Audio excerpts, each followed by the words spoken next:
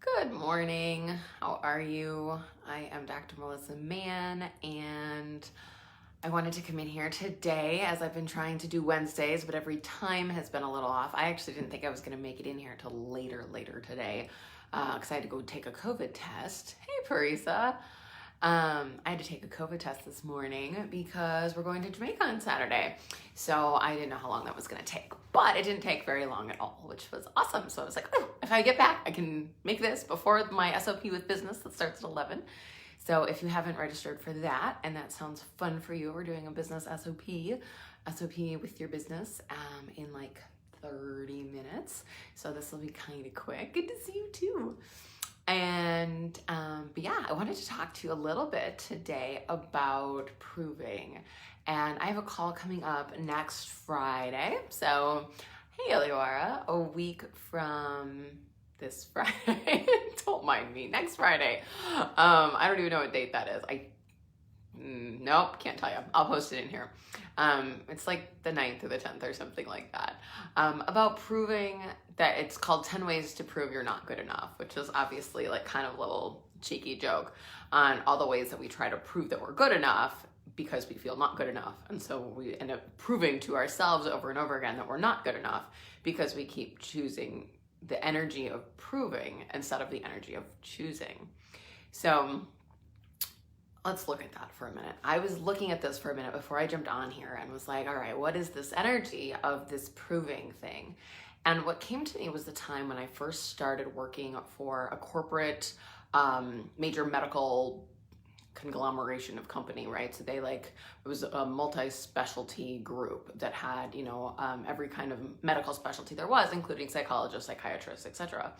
And I was super young. So I was like in my 26, 27 years old. I had just finished graduate school. I was still in a very loud state of imposter syndrome of, I can't believe I have a doctorate and here I am, working with people and having this full schedule. And they had me moving from office to office because I didn't have like a stable space to be in yet. And I just felt like a kid, like fumbling.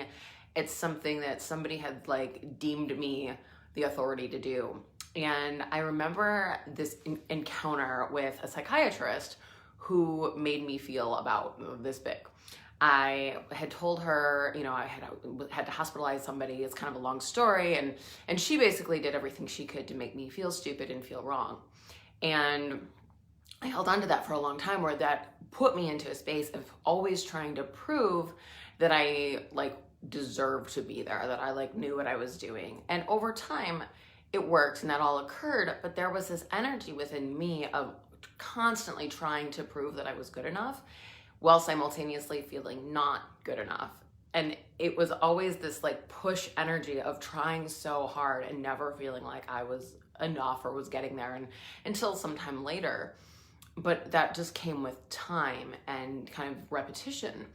But where is it in your life where you've gone into the space of imposter, not good enough, not feeling like you're worthy or not recognized by other people, where you've felt like you had to continually prove yourself to prove to them that you're good enough, where if you would just relax into being you and actually being the choosing one versus the chosen one, that all of that would melt away. And so what do I mean when I talk about being the choosing one? And this is a concept in Access that we've talked about in various ways over time. But if you haven't heard it before, and maybe you'll hear it a different way now, there is this energy of throughout life, you think about wanting people to choose you. I think back to being in elementary school when they're picking teams in gym class and wanting to be the one who's chosen, or wanting to be liked by the popular kids, or wanting people to choose you and to try to be enough or be what you think that you're supposed to be so that people will choose you, so that you're always at the effect of what other people want or what you perceive other people want from you. So you always go into this energy of pick me, pick me, pick me, instead of being the choosing one, where you get to be on the other end of that, or oh, I will choose what I'd like my life to look like. I will choose who I'd like to have in my life. I will choose my life as I would like it to be, and not from a space of needing to prove to anybody anything or to be liked by anybody. And I've had this conversation a lot with a lot of people, actually, kind of at all ages. I wish I could say it was just teenagers, but that's not at all the truth. And I do see a lot of teenagers. But we do this much into adulthood, where I've worked with a lot of people lately around dating and some of those things, and that same energy of like, pick me to ask out on a date, pick me to be in a relationship with, that, you know, I want somebody to want me, to like me, to tell me that I'm enough, rather than having the energy of, no, I already am that, I already have that. And if you'd like to hang out with me and I'd like to hang out with you and it works, fantastic. But not from that energy of like, I don't feel good enough, so I'm going to keep trying to prove that I am good enough. And most people do that by actually cutting off parts and pieces of themselves and making themselves as small as possible and making their life as small as possible so that other people will choose them, like them, make them feel validated or good enough, when there's a different choice available. And I wish I would have known this so many years ago, from the time I was a little kid, and I can see it all the way through elementary school. And I watch my children in elementary school now and watch how that occurs, and watch that energy of like them wanting people to like them and wanting to fit in. And also, I watch them start to grow into the like, no, I'm gonna be me, and if people like me, then that's amazing. And if they don't like me, then they're not the people for me. And it's so cool to see that now with them. But that's where it starts for most of us, is from the time we're 7, 8, 9 years old, when like you start to really notice that like, oh, there's like different groups of people, and you know, I might be different from other people. And I imagine most of you have had that experience, because I know I have, of actually realizing how different I was. And I don't think I truly acknowledged it until more recent years. But then it was just like, you know, wanting people to like me, and all the ways that like we cut off these parts of ourselves so that people will like you. I had an experience in middle school where I had a teacher say to me like, hey, you don't have to like act ditzy and stupid to be liked. Like, that's not actually who you are. But there was an energy, and I'm so grateful for that conversation. But I was trying so hard to fit in because smart girls weren't popular.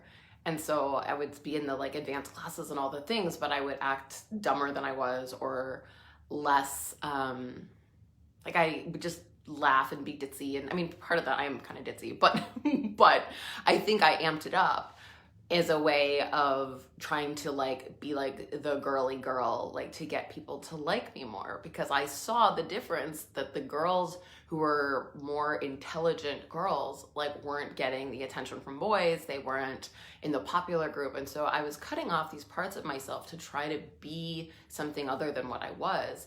And I can look in my whole life all the ways where I had done this. And I would ask you, have you done that? Have you cut off parts of yourself, or tried to be less than you are, or tried to not stand out as a way or a means of being chosen? And so you try to prove that you are this thing that you're not, or you try to prove that you're not this thing that you are, but it always has this energy of like pushing and proving and like me, and I'm, you know, prove to me, show me, somebody tell me that I'm good enough, rather than actually being that for you.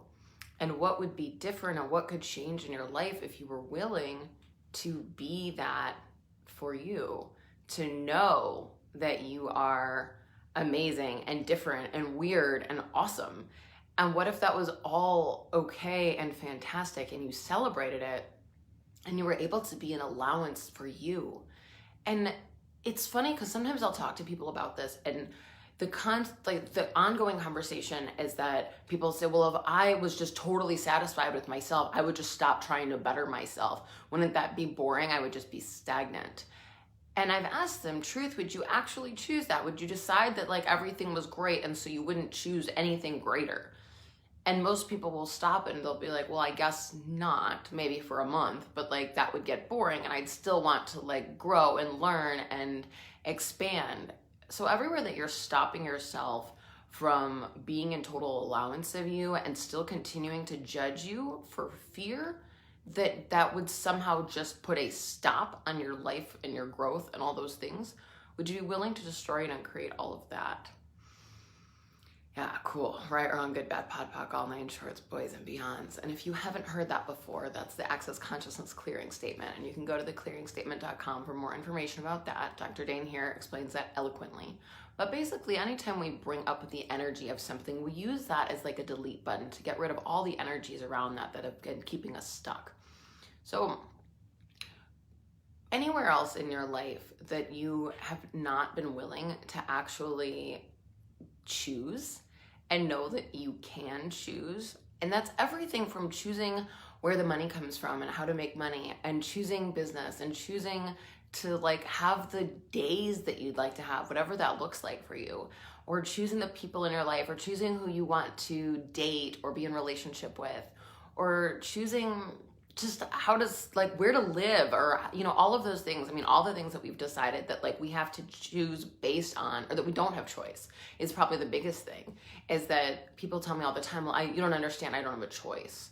You always have choice. Now, you can look at the number of choices and choose what works for you. I mean, one of the things, as example I use, is I live in the state of Illinois. The weather here isn't great. And, you know, I could get up and choose to leave my family and move somewhere else, I suppose. It's not as though I don't have choice, but I wouldn't choose that because that doesn't create greater for my life. But I still have choice. So you're never backed in a way that you don't have a choice. But if you acknowledge that you're choosing something, it gives you so much more space and ease with it, and the awareness that you could always choose something different. And so one of the like ways that this has been so like loud and apparent to me is when I first moved back here. It's just an easy example. My friend and I went to grad school together, and we lived together, and it was the middle of winter, and we were carrying groceries across a massive parking lot of the apartment complex that we lived at. And, you know, it was, I don't know, 20 below zero, 10 below zero with the wind chill and all the things. And all the way to the door, we're like, we chose to come back here. We chose to come back here because I was living in Texas beforehand and he was living in Arizona. And we had like collectively decided to come home and go to grad school together here in Chicago. And, you know, that whole conversation was like, okay, we chose this, we chose this, we chose this. We knew what the weather was like here. We knew everything about this. We had lived here our whole lives, and we chose to come back. And by the time we got to the door, we were cracking up, and we had a great conversation about how it lightened everything up when we acknowledged that we chose it, that we weren't here because our parents made us live here, or all the reasons that we had grown up here. You know, when you feel like you don't have a choice as a kid. And as an adult, we were like, okay, we are choosing to live here. So we can either be mad at the snow and the cold, or we can embrace that we have choice and we made this choice. And we can always choose again should we, you know, want to do that. So I just use that as an example because it was one of those spaces in my life before I had the tools of access where I realized that when we acknowledge that we have choice, so much more space opens up and so much more becomes possible for us because we can always choose something different. And so everywhere that like you've gone into proving that you're good enough from a space of I don't have a choice, I have to prove myself, whether it be in a job situation or in a relationship situation or anything else in your life, would you be willing to destroy and uncreate that? Cool. Right, wrong, good, bad, pod, poc, all nine shorts, boys and beyonds. And start to look at this. So I mean, we're going to talk about this on this call next week of like what are all of the ways that we've actually gone into trying to prove ourselves by ultimately from that space of not feeling good enough. So all the ways that we keep trying to prove ourselves, and when it doesn't work out the way we'd like it to work out, or even if it does, but like it's only temporary, we continue to go back into that space of not good enough. And if you were willing to let that go, what else could be possible? And what if you didn't have to like go into this resistance and reaction or aligning and agreeing with either side of that? So what most people do, and what most people in like the psychology world, therapy people do, is they want you to do like positive affirmations, and they want you to like go and look at all the places that you are good enough. And, you know, let's look at the proving that you are good enough. So somebody comes into your office and they say, I'm just not good enough, I suck. And then it's like, well, let's look at all the places you are good enough. And they do that thing. But what that does is that keeps us stuck in this polarity where you're either like, oh, I'm not good enough, or, oh, well, I did accomplish this one thing, so I was good enough there. So what if I could just be good enough everywhere? But you're always doing this like right or wrong thing. So you come in and saying you're wrong. And then this reality way of dealing with that is let's look at all the places you're not wrong. Let's look at all the places you're right. And so now you're trying to prove that you're right by looking at all the places you're not wrong. And so you still get stuck in this polarity, because as soon as then something else happens, or you have a thought or a memory or something that brings you back into the space of being wrong, then you're back there. So you never get there. And so, I mean, that's always, I talk to people a lot about how I don't love affirmations. A mantra is different. I was talking about all of life comes to me with ease, joy, and glory yesterday with a client, and she said, I don't like affirmations. I said, this isn't an affirmation. And we had a whole conversation about that, which is a different conversation, I think, for another time. But anywhere that you're like trying to like say like, I am beautiful, I am good enough, I am whatever all the like positive affirmations are, but you don't actually believe it, you stay in this stuck space of polarity where it's like this or that. But if you can be in total allowance of you and what you're choosing and get that you have choice, it creates something different, because saying that I'm in allowance of me is different than I am proving that I'm good enough. I mean, really, that I'm like going into the space of I have to continue to create a resume of all the places that I'm good enough. And I see that people do this in the professional world all the time, where it's like, okay, well, I have to write all these articles and I have to volunteer at all these things and I have to be a member of all these societies to prove that I'm good enough, so that I have this resume of the 800 things that I'm doing. Kids in high school and college do this all the time too. It's like, how many clubs can I be involved in? How many seconds of my day can I fill with 800 things to prove to whoever's looking at the application that I'm enough? While simultaneously completely burning myself out, not having any fun, feeling tired, sick, crappy all the time, because we're constantly trying to prove that we're enough. That's such a good term for that. A resume of what you're doing. Yeah, that, right? Oh my God. And how much do we do that? And so if we would come out of that, and every time that starts to come up for you, and every time you get that you're going into that, ask, like, what would it take to have total allowance for me?